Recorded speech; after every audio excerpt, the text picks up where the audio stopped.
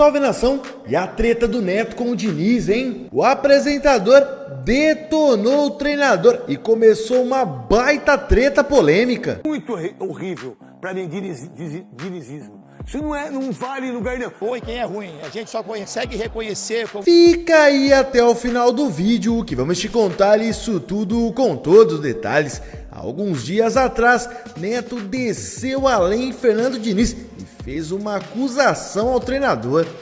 Então, você como funcionário da CBF, você tá falando mal da própria CBF, né? Que faz o Campeonato Brasileiro. Você é funcionário da CBF. E por sinal, eu acho que o Fábio Santos não tem que tomar um cartão vermelho. Amarelo. Ele tem que tomar amarelo porque você já pune dando pênalti. Que a regra é essa. Talvez você não saiba, talvez você não entenda de regra. E aí você achar que o não foi pênalti, mostra o quanto que você é em relação ao treinador. Mas aí você puxa a sardinha sempre pro seu lado. Ele fala que a CBF não faz aquilo que tem que fazer, que é muito estranho. Até isso você está errado. Você está querendo colocar uma contusão em relação ao Fábio Santos, que não é um jogador violento e que pisou no pé. Não pisou nem no tornozelo. Ó, como você não está falando a verdade. Mas você, como tem o dinizismo, que é uma palavra muito feia, muito horrível, para mim, dinizismo. Isso não vale em lugar nenhum. Mas para vocês que gostam, tá tudo certo. Que por sinal, você não fala nem a incompetência sua de tomar 3 gols do Corinthians em 32 minutos, fazendo uma lambança. A declaração de Diniz que Neto tá se referindo é essa aí, logo após a partida contra o Corinthians. Manchado muito pela arbitragem. Eu, sinceramente, não consigo entender. Se alguém tiver uma explicação, vocês me ajudem, por favor. Porque antes de vir aqui no campo, parecia tudo muito já claro pra gente. Então, tanto é que todo mundo reclamou muito. Principalmente no lance do Marlon. O do Samuel estava longe. Mas o lance do Marlon é inconcebível marcar um pênalti como aquele. Inconcebível. Não dá pra gente entender como é que a pessoa consegue marcar um pênalti com tanta clareza numa disputa, o jogador saindo da área, outro jogador vem e encosta. Então, se encostar na área é pênalti. Então fica uma coisa muito estranha, no mínimo muito estranha. Não é a primeira vez que o Fluminense é prejudicado nesse campeonato. A pontuação também tem muito a ver com a arbitragem nesse campeonato Fluminense. Lá contra o Grêmio a gente teve um pênalti no Nino não marcado, no final do jogo, pisão. Hoje o juiz, ele deu um pênalti totalmente inexistente, mas totalmente inexistente. Se aquilo for pênalti, não tem condição. E depois o lance do Samuel, é o lance que todo VAR chama é para expulsar o jogador, porque pisa. Eu não acho que tem que expulsar por causa do lance daquele. Já falei outras vezes aqui que acontece com a gente, que eu não acho que é lance para expulsão, mas o Fábio chega atrasado e pisa no tornozelo do Samuel.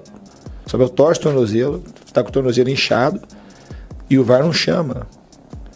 Fora isso, quando eu tinha 13 minutos do segundo tempo, já tinha parado de 5 minutos ou 6 minutos já. O jogo parado ele dá 8 minutos, já parece muito.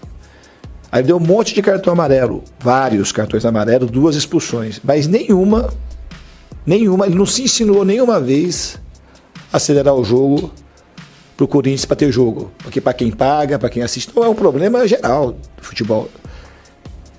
E a gente fica assim, enxugando o gelo. Então do Grêmio, o jogo do Vasco, que a gente estava um jogo super disputado, teve uma falta, que o juiz falou em cima do Cano, que o juiz mandou acelerar, o Cano saiu mancando do jogo e o VAR não chamou, até... O juiz pode até ter errado, não viu. Mas o VAR não chama. Então cortou, vocês lembram disso? Cortou o tornozelo do Cano e torceu ao mesmo tempo.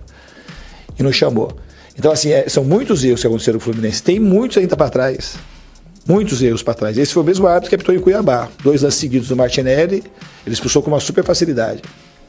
Hoje a gente teve mais 2 jogadores expulsos. Não tem controle do jogo. Ele fala assim, então é um juiz assim que ele... Pô, então ele apitou mal o jogo, mas apitou mal só para um time. O critério dele era apitar mal, só desfavorecendo o Fluminense. A dublagem que Neto cita é do canal do Gustavo Machado, que revelou o que Diniz disse durante o jogo. Ei, que porra é essa, rapaz? Você tá maluco? Safado! Ele traiu o pacto? Já foi. Ele traiu o pacto? Não. Você tá apanhando muito hoje. Só sabe ficar com essa mão pro alto. Safado. Filho da puta, cara. Tomar no c... também. Ei! Desgraça! Por sinal, se você realmente pensa no ser humano antes, não precisa falar isso do árbitro. Você não, porque o árbitro é um profissional igual, não é? Mas, então é só para jogador de futebol? A sua visão como psicólogo e treinador é só para jogador de futebol. Agora, o Fluminense foi sim prejudicado no pênalti. Foi muito pênalti. Só isso, mais nada. Não é que o treinador de seleção brasileira tem que se comportar desse jeito. O que ele falou, se eu falar, pode isso, pode 2 jogadores serem expulsos do jeito que foi. Na seleção você vai fazer isso? Você vai xingar os caras do jeito que você xinga? Treinador fazer isso, é. Aí o Abel que é ruim, né? O Mano que é ruim, né? Eles que não respeitam, né? A treta entre Neto e Diniz é antiga. Após o título do Carioca, o treinador chegou até a dar indireta no apresentador. Os meus troféus são as declarações que os jogadores falam de mim, muitos deles, que eu peguei sem projeção e que hoje é jogador de seleção brasileira que disputou a Copa do Mundo. Então isso pra mim era o mais importante. É igual o amor que eu tenho da minha família, os troféus, as coisas que eu cultivo.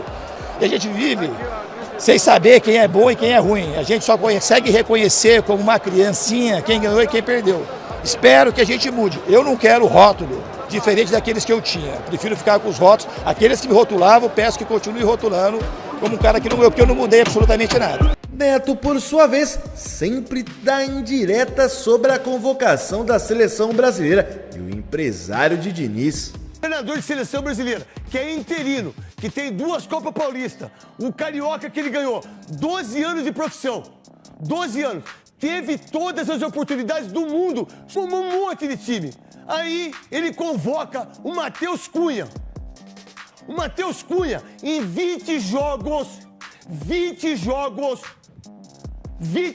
ele tem 2 gols. Por que que o Matheus Cunha, que joga no Wolverhampton, vamos lá, ele tem 2 gols. 2 gols. Wolverhampton é vice-lanterna do campeonato inglês.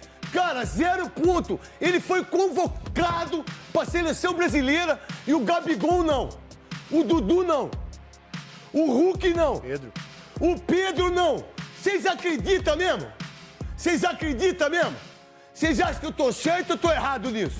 E aí, nação, o que vocês estão achando dessa treta do Neto com o Fernando Diniz, hein?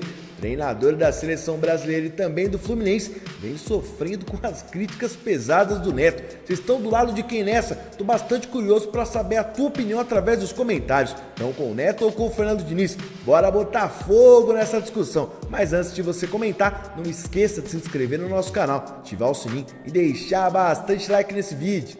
Valeu, até a próxima!